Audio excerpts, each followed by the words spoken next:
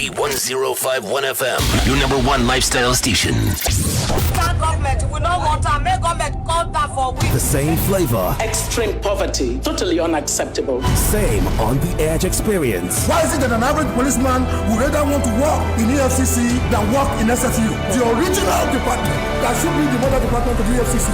We are a very delusional set of people. City Talks with Reuben Abati. Please note, the views and opinions expressed in the course of this program do not represent that of City 1051 FM. The station, therefore, is not liable to any legal action that may result from the program.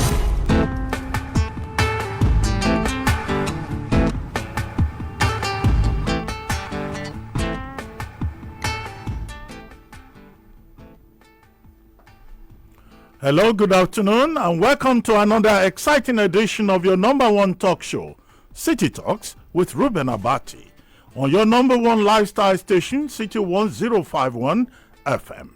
On this show, we talk about stories of political and human interest that affect us as Nigerian citizens and as members of the global human community.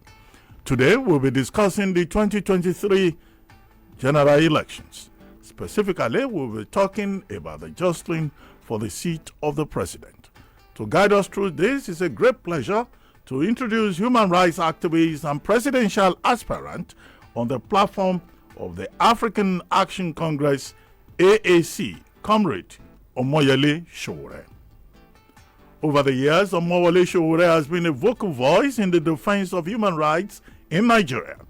He's a pro-democracy campaigner and former presidential candidate under the umbrella of the African Action Congress in the 2019 general election. He's also the founder of an online news agency, Sahara Reporters. In 2019, Omoyele Sowore won the presidential ticket of the African Action Congress, and this time he will be contesting for the same position on the same platform in 2023. If you want to be part of this conversation, you can call us on 0700 105 1051 1051. And also leave a comment on our WhatsApp number 09099164403 and on our social media accounts at City 1051 on Zoom, Instagram, and Facebook. Omoyele Sowore will join us in a minute, but before then, let's take this quick break, and once he joins us, the conversation will continue. We'll be right back. Stay with us.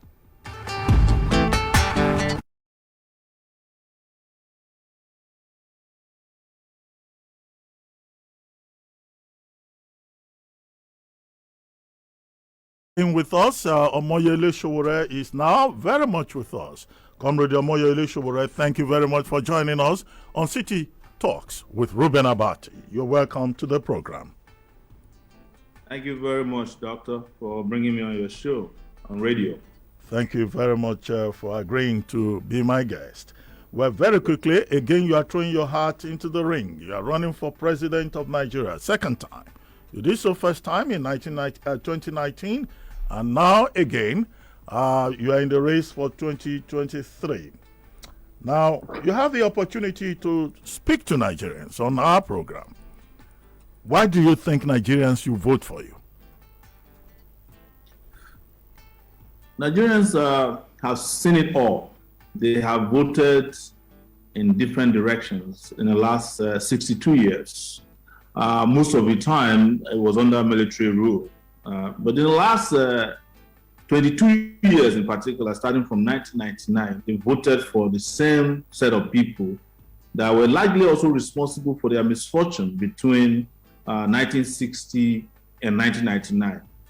Now it's time for them to vote for someone who have understood these problems, fought against some of the debilitating problems that confronted Nigeria, and has had a stellar career in ensuring that, one, when it was necessary, I put my life on the line to ensure we get what is most important to us, democracy. And after our democracy battered in 1999, I left to improve myself, both physically, mentally, and scientifically, spending 20 years in the diaspora. And in the process, created checks and balances, participated in some of the most important battles in the life of Nigeria, in ensuring that democratic process that was resumed again in 1999 is on track. So you're talking to someone who knows a lot of these problems, who know all the characters, and who has figured out how to solve the problems confronting Nigeria, to the point that when I first ran, my ideas became so powerful, they were either absolutely plagiarized or stolen by my opponents. When the election was over, they were so scared of the continuation of my campaign to see a better country that they threw me into jail for months, and eventually restricted me to Abuja now for 3 years. So I am not just here standing in front of you without a CV, without a pedigree. I'm sitting right in front of you right now. I'm not standing. I'm sitting right in front of you, able to discuss and tell you how to confront all these problems, because I know where they came from, and I definitely know how they can be solved. And I have spoken to them very eloquently. I have fought over them physically, and I have been developing strategies on how we can solve these problems in ways that nobody has been able to speak to since the advent of democracy, I'll say again, in 1999. In 2019, your campaign slogan was Take It Back movement, take back our country. This time around, your campaign slogan is we can't continue like this. What is it that we shouldn't continue with? Are you calling for a revolution still? Are you asking for some kind of change in Nigeria? And what will be those specific things that you think cannot continue? Because definitely, President Muhammadu Buhari, whom you criticize a lot, is not likely to continue in office in 2023. And he has made that very clear that he's not seeking a third term. What are the issues? Well, I am very much on the part of revolutionary transformation. And I've never denied it, and I'll keep saying it. This was what sent me to jail in 2019 and had restricted me to the city. But what we can't continue with completely every facet of our national life. We can no longer continue with the insecurity that we are confronted with on the scale that it is now. We can't continue with the lack of power, energy, electricity. We can't continue with unemployment. We can't continue with the lack of healthcare system in the country that's made it impossible for even the leaders of the country to enter a Nigerian hospital to treat an ear infection. We can't continue with the state of our infrastructure, which has completely decayed. We can't continue with an educational system in which schools are closed down because of minor disagreement between government and lecturers, because people in government don't send their children to school here. We cannot continue with the lack of water, the lack of purposeful leadership. We can't continue with everything that ought to come to us. And that is the reason why that slogan was invented this time around. And guess what? Just last week, I was reading from Bukola Saraki. He's starting to adopt that mantra as part of his campaign mantra. And we've sent a message to him that they should not abuse our mantra, even though nobody has a copyright to a battle cry. But all of them have come to that realization. But most importantly, the people of Nigeria have come to a junction where they cannot continue with Buhari. And mentioning with Buhari is not about Buhari alone. We are talking about his policies, the policies of his political party, and the other political party, the PDP, who are now in charge of the APC. This is to show to you that they are not different in both color and character, Doctor. Well, many of your critics say they observe that, yes, whereas you are a popular rights activist, looking at your record, you have never worked in the public sector. And that public sector experience may be needed to deal with some of these big issues that you think Nigerians need to deal with. Banditry in the Northwest, terrorism in the Northeast, kidnapping in other regions. And they are wondering that, look, nobody can run Nigeria at the level of students' unionism that is bigger than students' unionism, a luta continua, and political rhetoric. Do you share the view of your critics? Although I don't expect you to. No, I don't. And I say to them, Father, forgive them because they don't know what they're saying. And I'm not making a religious inference here. I'm just saying it as a general saying. If these claims were to be true, Nigeria should be El Dorado by now, because people who claim to have experience in public sector are the ones who have run Nigeria to the ground, including the civil servants who have been there for years. Some of them as far back as the 70s, adjusting their age so that they don't retire. But let's look at President Muhammadu Buhari, for instance. You would have thought that somebody who was one time a petroleum minister, who was a governor of a state, actually about 3 states as it is now. He used to govern Gongola State. Somebody who has managed a slush fund known as the PDF, PTDF in those days, Petroleum Trust Development Fund. You would think that his public sector experience would have turned Nigeria around. But what did he give you? This Nigeria that you cannot even be proud of today. The same thing happened to President Olusegun Obasanjo. He was former head of state.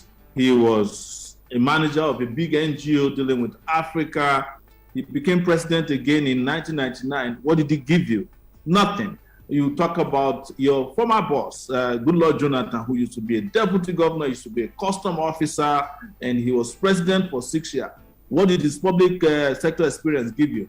Nothing. They broke Nigeria, and we're saying that Nigeria is in need of a visionary, somebody whose vision can carry this country into decent future, not the one that is governed by people who have no CV without character, who have big CV without commitment, men with eyes without vision.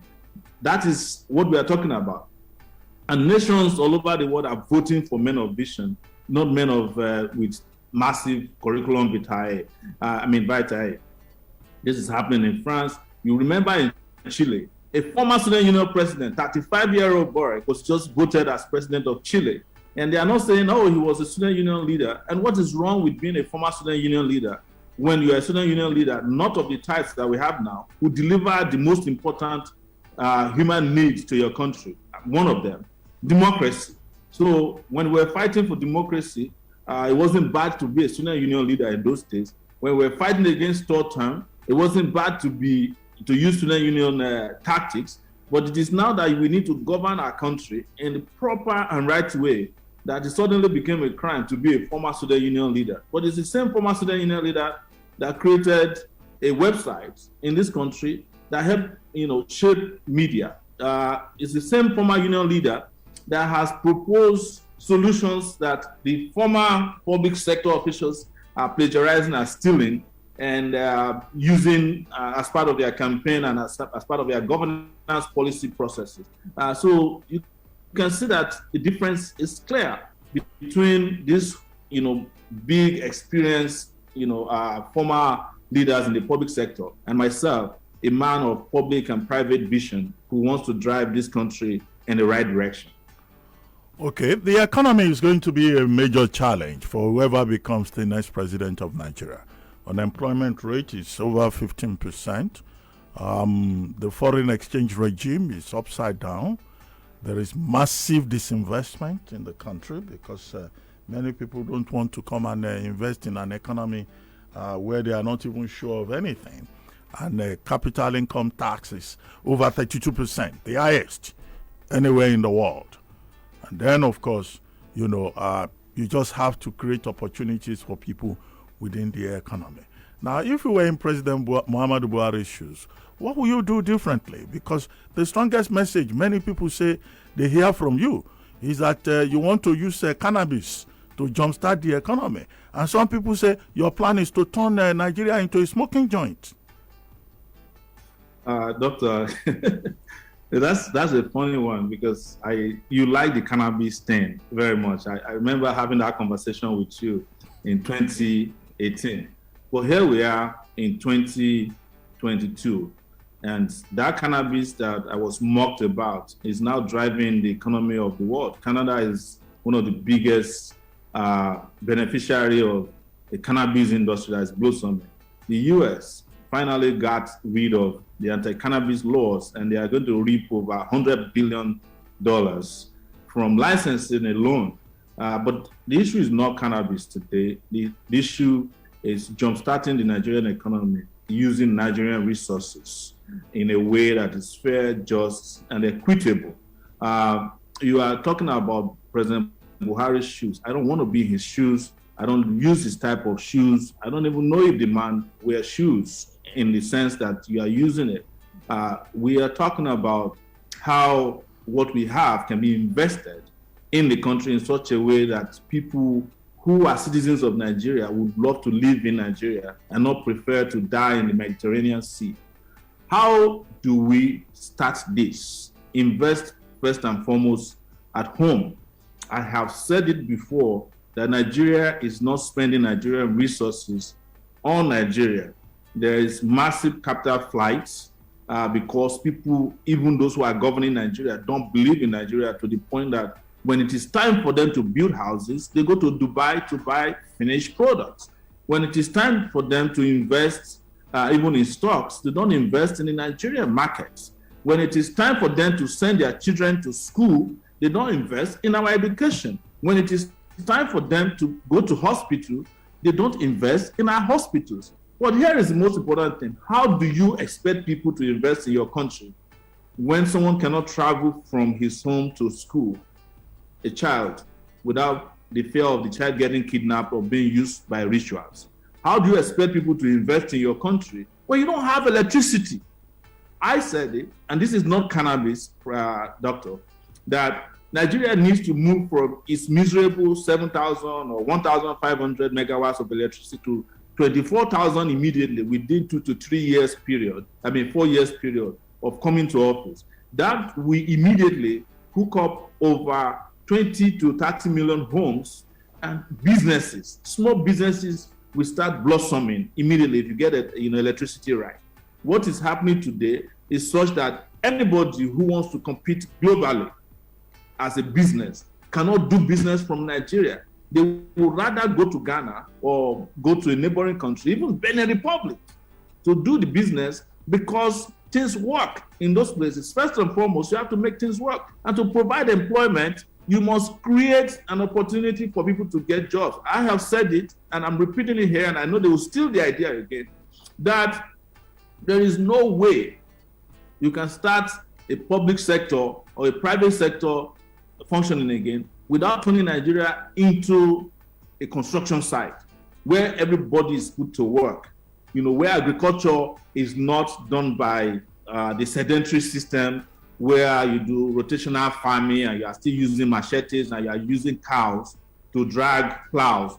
Whereas governors of states travel on these arable lands with 56 SUVs in their convoys. Those SUVs should be tractors. So I'm just giving you some of the few examples. And then you retain what you have in the country by ensuring that you do what I said I would do about corruption, intelligence, ensuring that before people even steal, we find it out. We ensure that we digitize our budgeting system, our contracting system, and we ensure that before money move out of the country, we stop it, and then we can then rely on enforcement, not this dramatic enforcement of anti-corruption where people are clamped into jail, their names released to the media, and then at the end of the day, their trial takes more than 20 years to hold. That's a joke. So without having a combination of all this, security, power, infrastructure, investment in education, health, agriculture, and technology, you are wasting your time. So it's not about cannabis. Cannabis is an added advantage, because I will not fail to tell you that our people in Ondo State, where I come from, grow some very good cannabis. And after I talked about it in 2019 and 2019 on your show, the governor of Ondo State traveled to another country to go and find out whether they can bring a cannabis refinery to Ondo State, because I opened his eyes. And several other persons have now gone to the National Assembly to sponsor a bill to legalize marijuana. But the NDLA is still burning weeds, 1.5 trillion naira worth of weeds. What is our budget? We have 10 trillion naira budget. If you can make 1.5 trillion naira of that from weed, it's added advantage to you, and it's medicinal. People are looking for the product. Why burn it? Except what Fela says that na bomb, now in the Sweden pass. Okay, quickly, let's talk about power, because you mentioned electricity. Do you have a blueprint, a step-by-step approach, process, by which you plan to address the problem of electricity supply in Nigeria? The national grid is perpetually collapsing. In the last 1 month now, it has collapsed up to about 6 times, with a lot of hardship for people, with the Manufacturing Association of Nigeria complaining that there is no diesel. Even electricity is not available. The cost of doing business is so high. So what is that magic that you would do if you were president of Nigeria to at least ensure that there is steady electricity supply? You said it could be done in two years. Well, some people promised 6 months. They've not been able to do it. Well, I'm not the people who promised 6 months. And there were people who also invested $16 billion in darkness. That was the PDP. And the APC couldn't do it because they had no idea how to achieve it. But here is what is the problem. And I'm not going to give you my blueprint because I know you're a politician too, so that you don't go and show it to your friends. So here it is. I'll tell you some of it. There are almost 6 to 7 power stations, newly built, some of them refurbished, that are without gas. Gas is a very essential commodity for firing them, but they are not being provided with gas. One, partially was because when they were building some of the plants, they never provided for gas pipelines that would supply them with gas. So you had to practically be driving dry gas to power them, and when they run out of gas, then there is no power. Geregu is there, and Afam, there is Omotosho, it's the same as Papaland. So several of these gas plants are not working because you are relying on a product that you've not made any provision for it to get there. But here is what I said, and I would advise that you keep to yourself. I know we're in the public domain. You don't usually have to need electricity to be taken from Niger Delta to Kano, when you can create a solar farm in Kano, in Kaduna, in Borno. Even when we get our security right, the so-called Sambisa forest should be converted to a solar farm that could easily generate nothing less than 4,500 to 5,000 megawatts of electricity. And this is not rocket science anymore. People are growing electricity on their roofs today in Nigeria, but we don't make them. So that the northern part of Nigeria can be provided with electricity through solar. The south can be provided with electricity through gas, especially the south region of Nigeria. But we can also provide a lot of electricity through hydroelectric sources, water. We can provide electricity through dung of cows that are roaming around our country if we do proper ranching. That dung, the cow sheets, excuse my language, can be used and converted to electricity that can easily give you 1,500 megawatts of electricity. But nobody is doing all this because those who are invested in providing electricity are also the ones importing generator. They make more profit from importing generator from giving Nigerians electricity. You have coal. Coal is one of the biggest sources of electrical sources in the US. And we have coal mines in the southeastern part of the country, in Enugu in particular, that's been abandoned for years. I am not a big fan of coal because it's not the cleanest way of providing electricity, but we can use that as well. So there are several sources, including biogas, plants, maize, and all that can be converted to electricity these days. And nobody's thinking about that. But another thing that people have not even thought about, which I'm not hearing much about, is that you can also, encourage individuals to have small electrical plants and sell into the national grid. The same way we liberalize our mobile phone technology, that everybody can sell, you can just buy the license and create your own. So they need to completely unbundle the electrical system in such a way that you don't have to pump into the national grid. You can be a region and just have your own electrical plant and have electricity in your own part of the world. In fact, the people we sold electricity to, the electricity companies to, for scrap, are doing some of that. There are estates in Lagos now that if you pay the electricity company a certain amount, your electricity will be stable. You always have lights because you are paying premium price. So, but as I keep saying, and I'll repeat it anywhere, there is no way these analog brain leaders, some of them who are planning to come back now, can give you electricity. The only thing they know how to give people is darkness. They have no idea how to do it. And I'll give an example, is Lagos State. Under Ahmed Tinubu, you have heard about Aaron. They brought a badge to Lagos that never delivered electricity because they were more interested in the profit that they would get. There was a time they went and bought, this is not electricity related, they went and bought a dying hotel on the water and brought it to Lagos. The thing has sunk now. This is, their priorities are different from those of the people. And until we vote them out, we will be so shocked when we vote these guys out, how easy it is to bring about electricity, because electricity is no longer electricity of 1955. It's no longer rocket science. It's the same thing with refining fuel. As we speak now, Niger Delta militants are the almost biggest producer of diesel. We know that they claim that they are stealing crude. How is it that these Niger Delta militants who are refining crude can do it, and the federal government cannot repair its refineries? The federal government can go shamelessly to go and commission Dangote's refinery. They claim is the biggest in the world, giving him all the necessary tax breaks, giving him dollars at rates that is not available to the public. But the federal government itself cannot build a refinery since Dangote started his own around 2012, because they are not working for the Nigerian people. So these are our ways of speaking to it. But with regards to blueprints, it's not yet out because we won't release it to the people who will take it, run with it, and still do nothing with it. Well, Sowore, you sounded like you were dismissive of reports that massive oil theft is a major threat to Nigeria's revenue.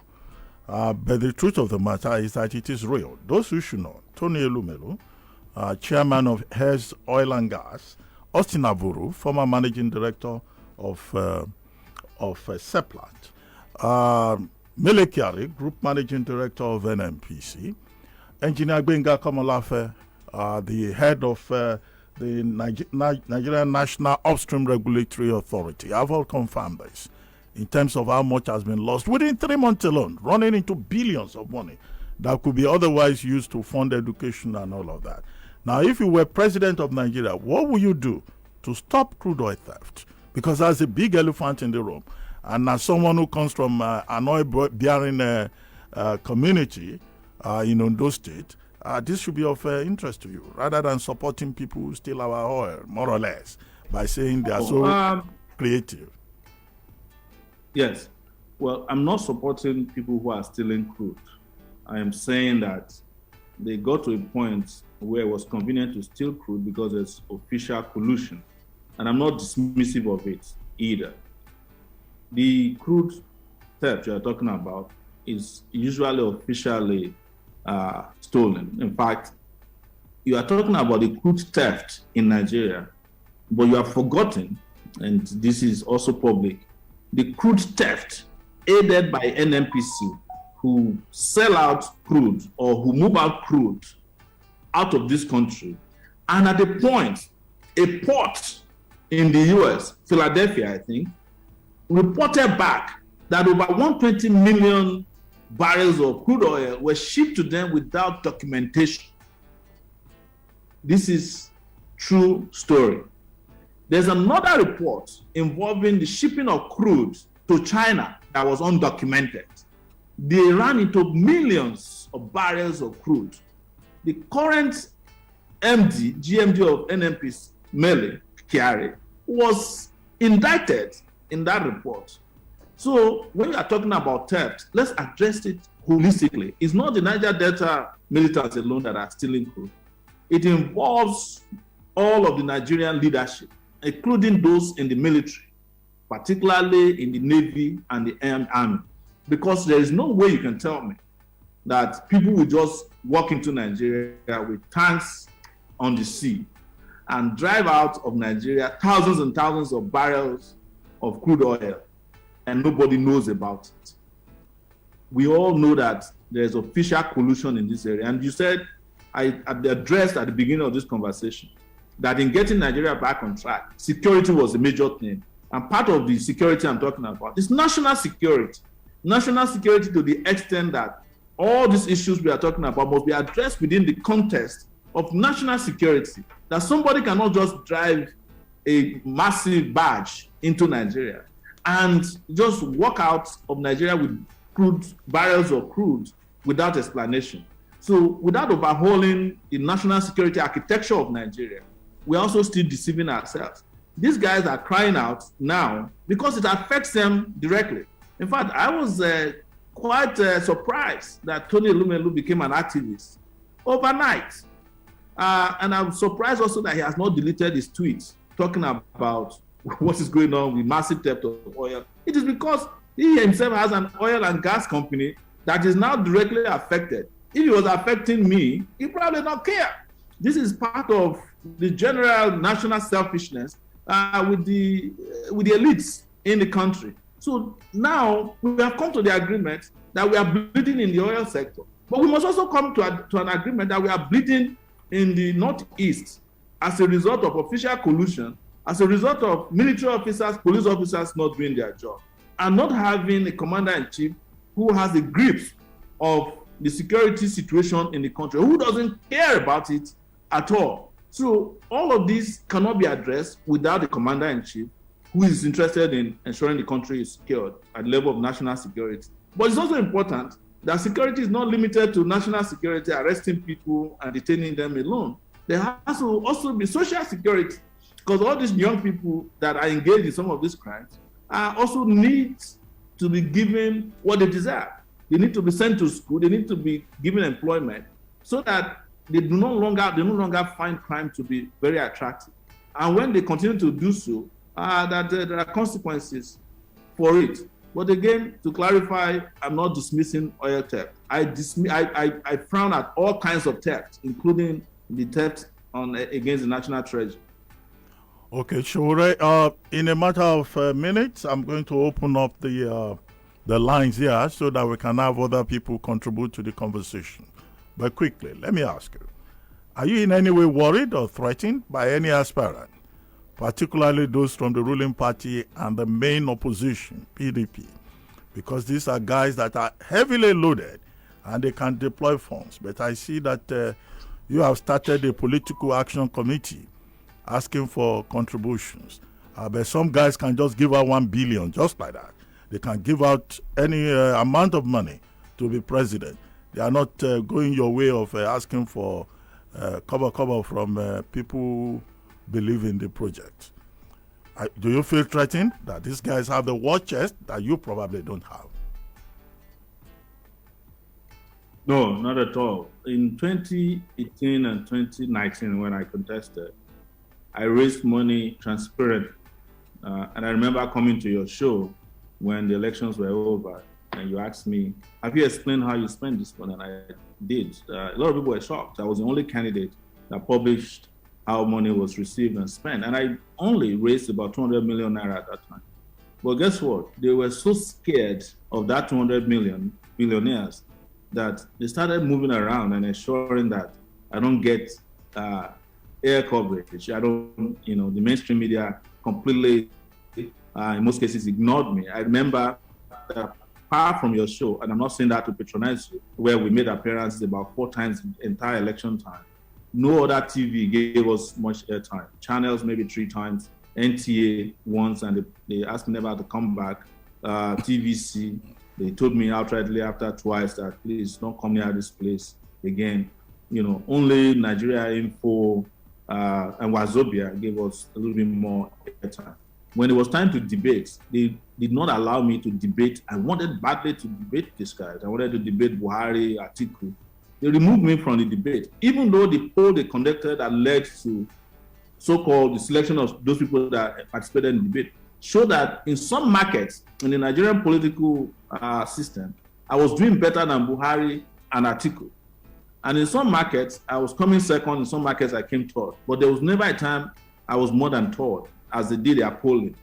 And, they came to the conclusion that I was the third most respected candidate because of the way I was talking about issues and the fact that I traveled the most, traveling to 34 states in Nigeria.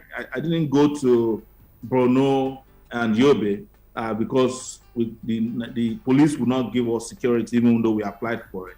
But I traveled everywhere. Some places I went twice, and people came out and listened to me, and that got them scared. So if I scared them with 200 million naira, people who were spending billions of, I would say even dollars in some cases, why would I be afraid this time around? And you said that I'm asking for kobo. The system that I initiated in 2018 has now been copied by two of your friends. Dele Momodu is crowdfunding, good friend of yours. Peter Obi is crowdfunding. Why is it that suddenly my style of raising funds became attractive to them? Whereas it's the first time anybody did it at the presidential level in 2019. Now all of them are copying the style of crowdfunding, through both home and abroad. So it shows to you that there's a lot of creativity that they've seen in the way I campaign and raise funds for my activities that they are copying. As we are speaking now, they are watching our show meticulously. By tomorrow, they will be speaking to some of the issues I raised here, stealing my ideas but not giving me credit for it. But that's not the issue. With regards to funding, if, and I mean it, if 1 million Nigerians who are, most of them are watching today, if 1 million Nigerians decide to give a candidate 10,000 naira each, no candidate can defeat that person in terms of funding. The reason is that those 1 million Nigerians, when they donate 10,000 naira each, they will see it as an investment they must protect.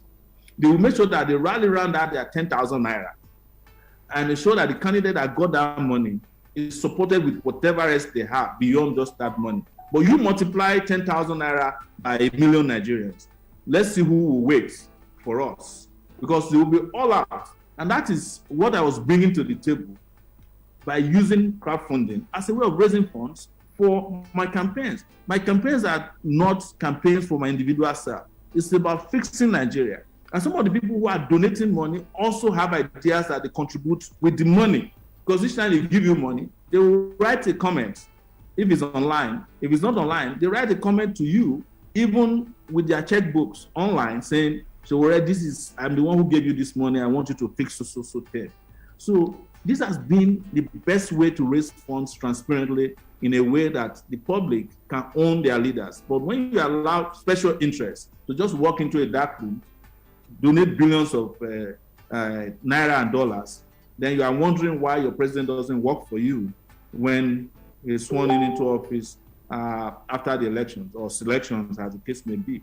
So mine is to transparently come out there, raise funds from the people, let them own the campaign, ask questions, and ask me to do what they want me to do because it's their money that I'm using in my campaign. And I believe that Nigerians can defeat the money bags and special interests by donating into my campaign. And already, by the way, we've started raising funds. Not a lot of money. We've raised over 1.3 million naira in the last 3 days. Not a bad idea. It's a sign that there's faith in our style of reaching out to the talakawas. And I know that when I was growing up, my parents were contributing money. They had a small card to the UPN because they were Awoists. And this has always been the way politics is done. Look at Obama. Most of the money he got in his 2 times as president of the US were gotten from ordinary people. I donated $250 to the Obama campaign in the US, even though I wasn't a citizen, but I was allowed to donate as a green card holder. And that was where most of his money came from. not from these special interests that has already hijacked the country. And if we want to keep letting the special interests take care of our country, well, good luck. Let them be using backdoor to fund candidates that will never do well for the Nigerian people. Okay. At this point, Sowore, I think we should throw the conversation open, although I still have about 4 questions, but we need to get other people onto this conversation. Remember, if you want to... What is he going to do? The power block in the north, especially with Sani and the outer power block, we need to penetrate them, because what I'm saying is that it's not in Lagos or in wherever it is, in Abuja or in Ondo, where you came from. The different ballgame entirely, and I'm not sure you are not a politician. It's just because of the love you have for Nigeria. So I need to break that barrier, especially in the northern part, because they have a lot of this. They are listening to their lives. They listen to their people, especially the politicians who are core politicians. So are you going to break that power block? Excellent. Thank you. Sowore, you heard him? Yes, he was talking about the North as a power block and how to break into the North. That's it, yeah. Yes. What is interesting was that in 2019, I traveled extensively in the North. And one of the mistakes we make about the North is that we think that the North is completely in the hands of certain power brokers. It's not true. The second is that most people think that Northerners are not politically aware or educated. It's not true. They actually listen more to, they tune into political news probably more than any part of Nigeria I've seen without their transistor radio. To the point that even their cell phones or mobile phones must have a transistor radio dimension to it for them to find it attractive. They know what is going on. The North understand, or by now understood that voting for Buhari was a mistake. And they are the ones that are suffering, right? And the northern part of Nigeria is the most afflicted by the Buhari regime. When I was contesting in 2019, we were afraid when we were driving towards Buhari's hometown at about 8 p.m. that maybe they will attack us. But we were surprised to see that young people there embraced us and even accompanied us to the city gates, where we traveled then to Katsina very late that night. They said that the man has nothing to offer, but yet what they did in 2019 was to package him and bring him back into office. The North, at this point, understood completely that they too need to move in a different direction. It is the North that is suffering the affliction of banditry at this time. They are suffering the affliction of poverty. They are suffering the affliction of terrorism. They are suffering the affliction of lack of education for their kids. Health. It is the North that is suffering the most. When COVID came to Nigeria, it was the northern part of Nigeria, during COVID, that suffered the most. In one day in Kano, over 600 people died of COVID in Kano. But it was covered up because their leaders, some of their leaders didn't want them to, don't want people to care about them. And they now understand. So don't forget that I spent my 1-year national service in Yola, Adamawa State, in 1995, between 1995 and 1996, when Abacha was in power. And I realized that Northerners were not supporting Abacha as we thought in the South. So why you think it is need to break into the North, which I believe is going to be easier this time around, it's also important to let us find out how we break into the South as well. Because Lagos is almost completely enslaved. And how do you also break that enslavement in a place like Lagos? The same way we need it in the North. We need it in Lagos. We need it in the South. We need it in the South-South. And I'm sure that a lot of these young people, particularly, and other persons are listening to me today, and they've been listening to me for a while. That is why they don't like me to have the freedom other people enjoy to get out there. Please understand that there's no big deal about these people. They can be defeated, and we must defeat them this time around, and we must do it by appealing and reaching out to everybody, both North and South. To answer your question once again, the North is ready for a revolution. They can't continue like this also.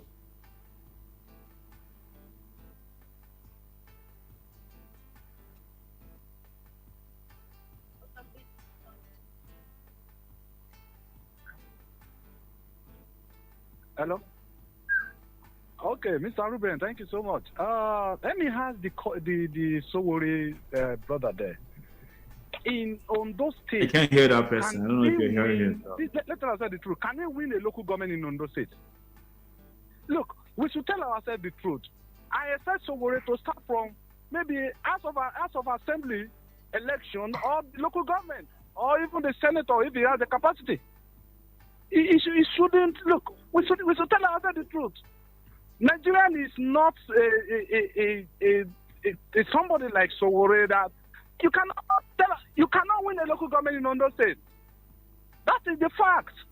You're telling the Nigerian that Lagos State Tinubu messed up with the Aram. Aram's power station is still working today, till tomorrow. In Lagos here, you can do your finding and tell Nigerian the truth. My brother, go and start from either House of Assembly election or local government. Good afternoon.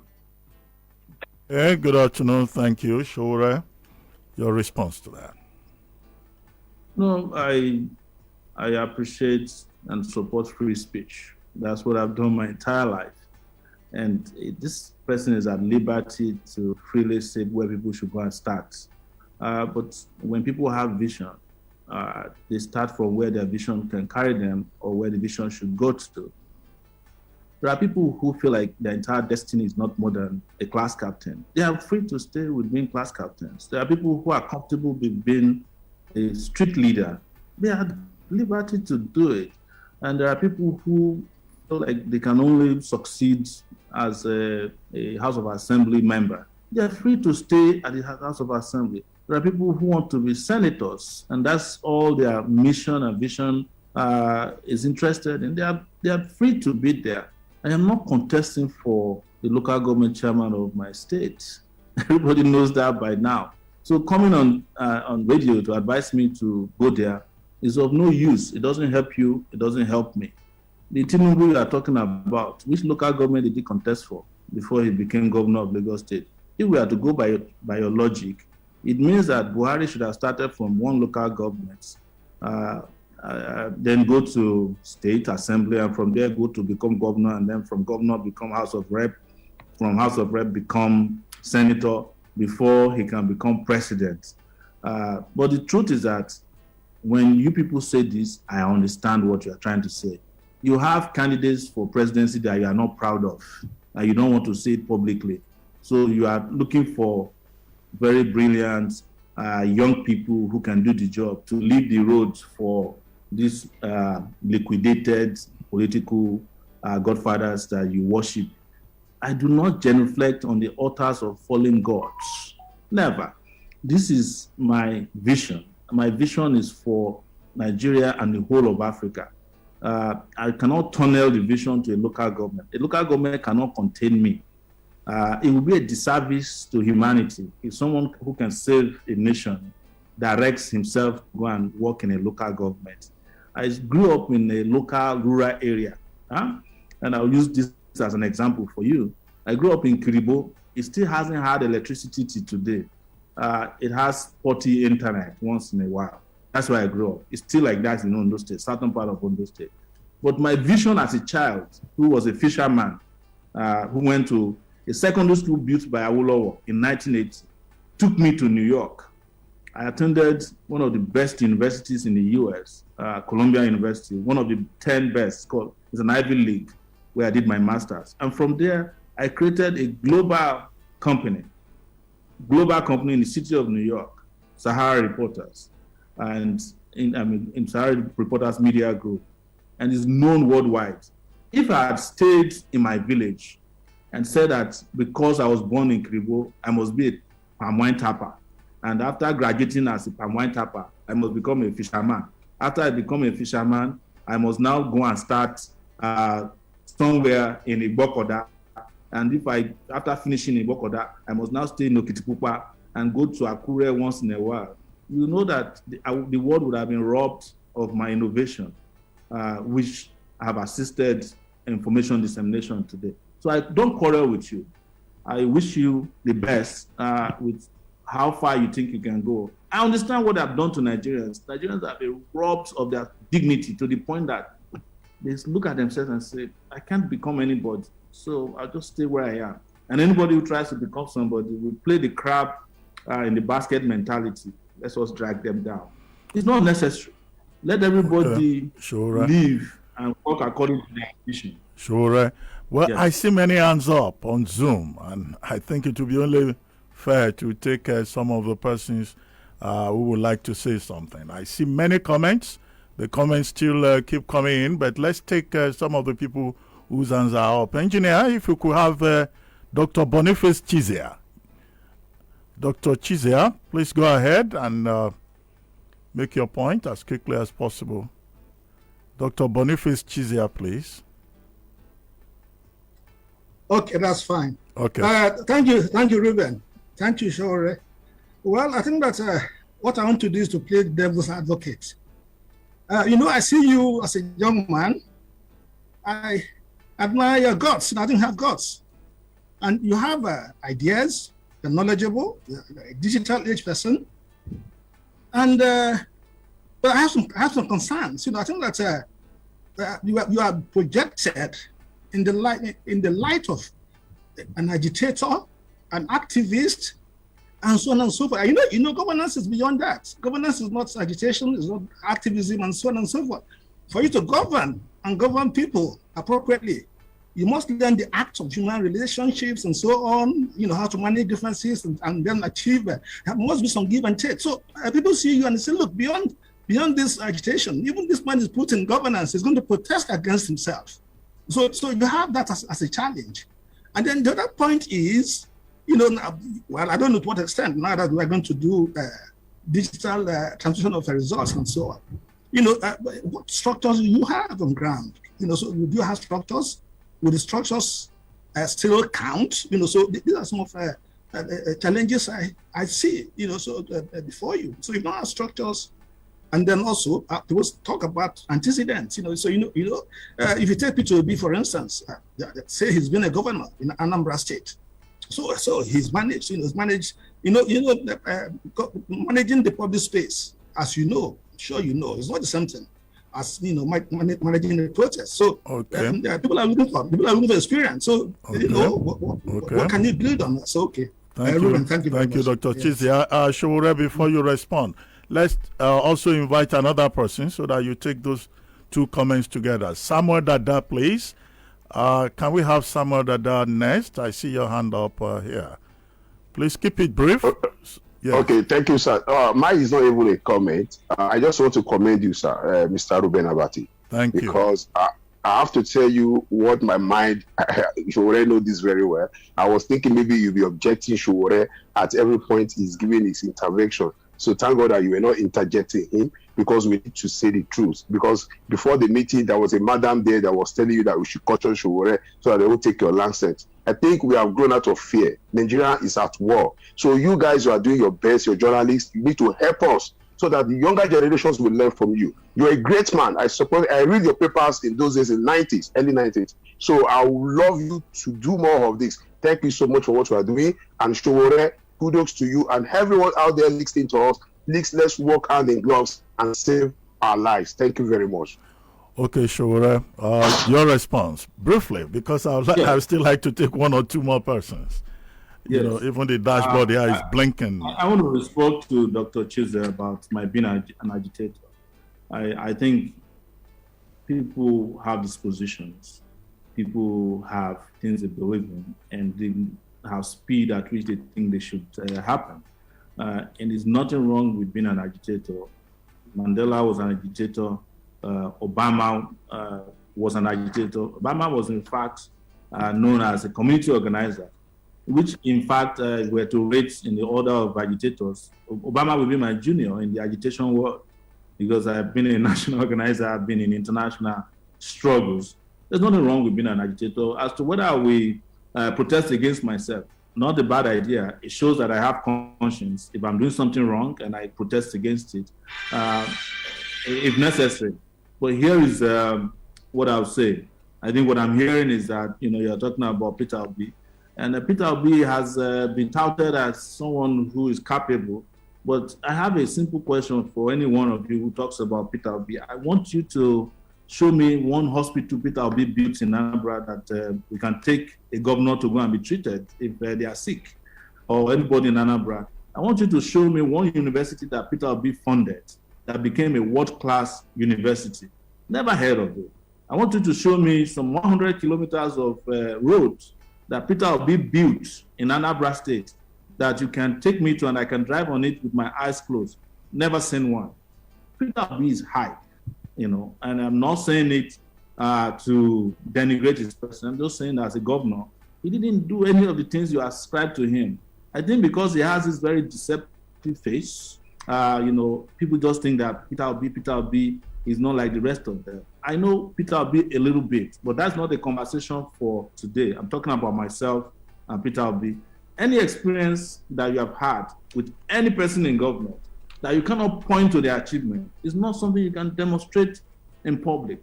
It's the same way I say about the vice president, Yemi Oshiba. Some people like him because he's a pastor, and they like pastors in this country. But I've been telling, as a pastor and a man of conscience, what has he done to stop all the problems afflicting Nigeria today? Nothing. And don't get me wrong, I know Professor Oshiba, as far back as the 90s, when we were fighting the military, he used to have an office in front of Yaba bus stop. We used to meet. Then he was more vibrant than he is today as vice president in Nigeria. That shows to you that some of these people are not real and genuine. But again, when it comes to agitating for what is right, I will guarantee you that I will keep doing that. So if I'm doing something wrong, you'll trust me, I will protest against myself if it's not in the interest of the people. And sometimes the protest might be resignation. If I cannot continue as the president of Nigeria to provide things I promised you before the end of the first 4 years, I will resign. And you can take that to the bank today as a matter of a collateral for the loan that I'm taking from you to vote for me. Okay, let me just take this caller on the line and then a few comments and then we'll wrap it up. Please go ahead. Your name, your location. So, I just called back. Can I continue? Yes, please go ahead.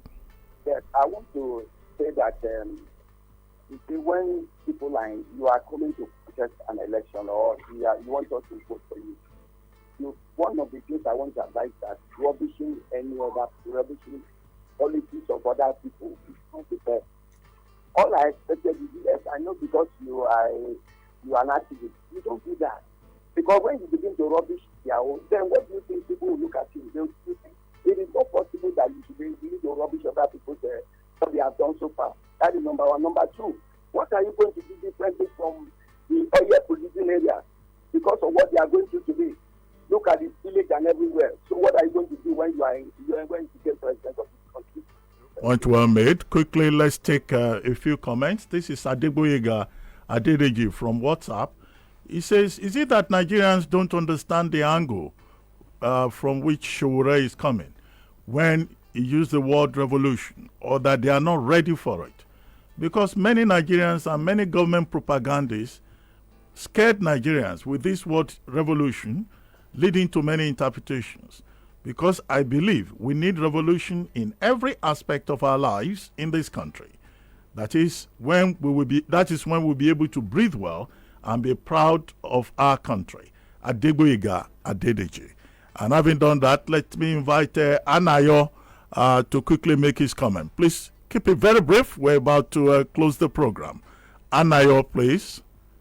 I see your hand up. Please be brief. Hello, engineer. Is Anayo with us? Good morning. Yes, good afternoon. Pleasure, Mr. Reuben. Yes, thank Dr. you for Reuben, I don't want to make that mistake. Sowore. So you don't get fired. That's a smart one. If you don't get it, forget it. Please carry on. If you don't get it, forget it. Sowore, you've been fighting and been involved in fighting the past government, including the former government, like President Jonathan. With the battle with your past battle, are you comfortable with what Nigerians are facing? And have you apologized to Nigerians?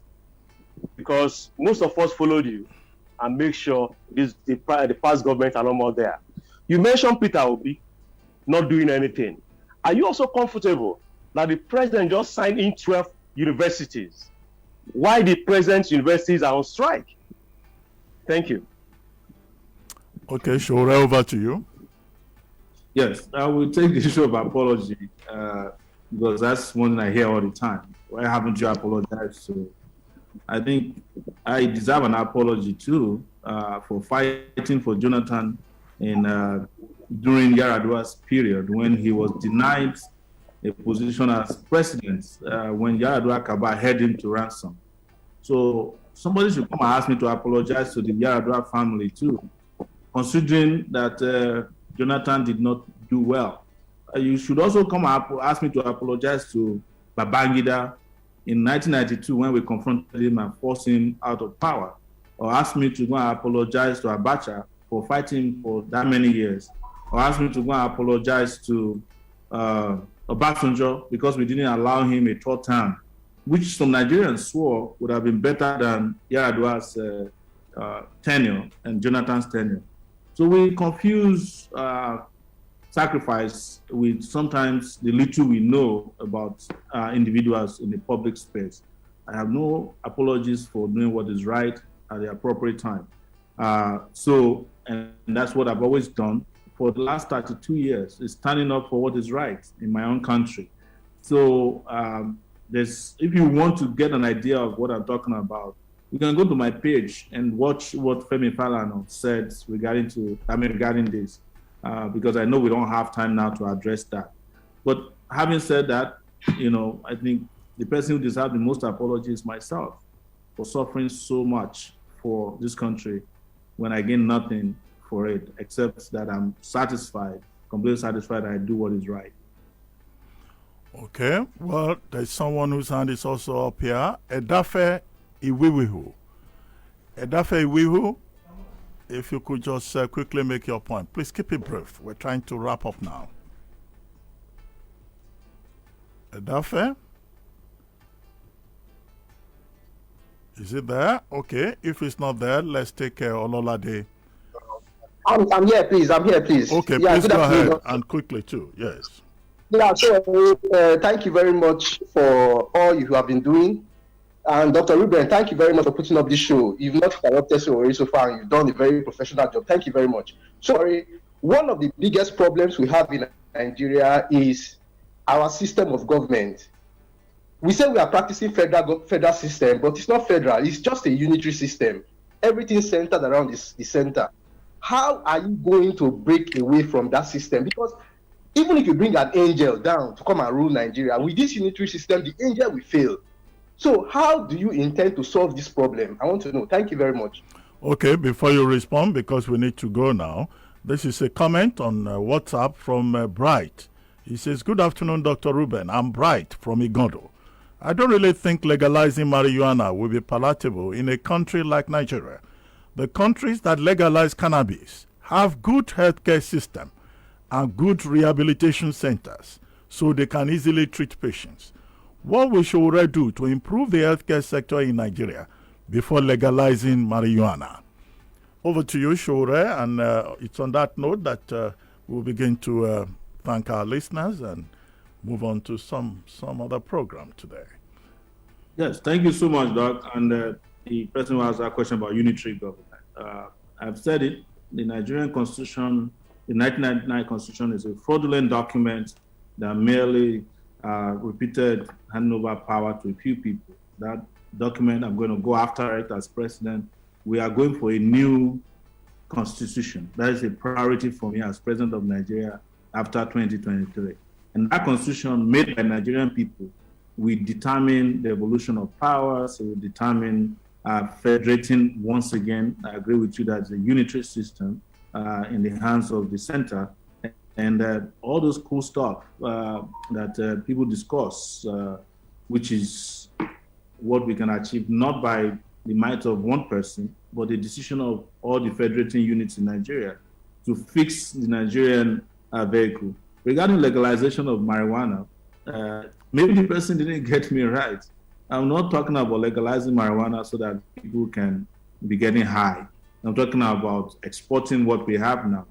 I won't even discuss whether marijuana is legal or illegal in Nigeria because it's easiest. I think it's easier to get marijuana in Nigeria than it is to buy cigarettes. So there's nothing to discuss about. I'm talking about the commercial value of our high-grade cannabis that can be used, and it's being used, by the way, every day in our daily activities.